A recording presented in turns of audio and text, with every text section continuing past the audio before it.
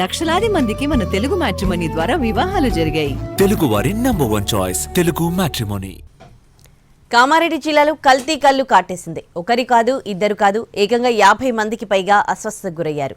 ఇద్దరి పరిస్థితి విషమంగా మారింది. దీంతో కల్తీ కల్లు ఘటనపై కలెక్టర్ విచారణకు ఆదేశించారు. వారంతా రోజు కూలీలు. ఎప్పట్లాగే కల్లు కాంపౌండ్కు వెళ్లి పూటుగా కల్లు సేవించారు. అయితే కల్లు తాగిన తర్వాత వింతగా ప్రవర్తించడం, పిచ్చి చేష్టలు చేయసాగారు. దీంతో కుటుంబ సభ్యుల్లో టెన్షన్ మొదలైంది.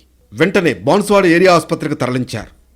నస్రులాబాద్ మండలం దుర్కి గ్రామంలోని ఓ కల్లు దుకాణంలో కల్తీ కల్లు తాగిన సుమారు 50 మందికి పైగా కూలీలు అస్వస్థతకు గురయ్యారు. వారిలో ఇద్దరి పరిస్థితి విషమంగా ఉండడంతో మెరుగైన వైద్యం కోసం నిజామాబాద్ జిల్లా ఆసుపత్రికి తరలించారు.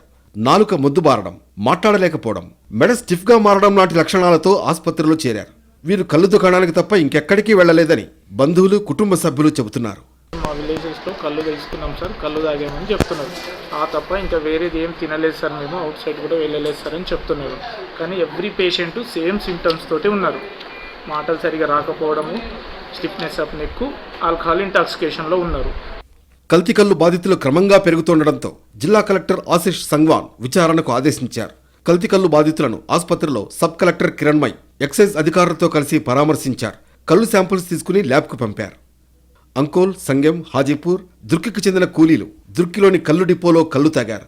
తాగిన కొద్ది గంటల్లో ముందు 10 మంది అస్వస్థతకు గురికాగా వారిని ఆసుపత్రికి తరలించారు. గంటకు బాధితుల సంఖ్య పెరిగింది. కల్లులో మత్తు పదార్థాలు మోతాదుకు మించి కలపడం వల్లే ఈ పరిస్థితి తలెత్తినట్లు అధికారులు అనుమానిస్తున్నారు.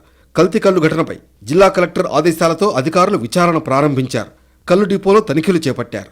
ఈ ఘటనపై సమగ్ర నివేదిక ప్రభుత్వానికి అందించనున్నారు అధికారులు.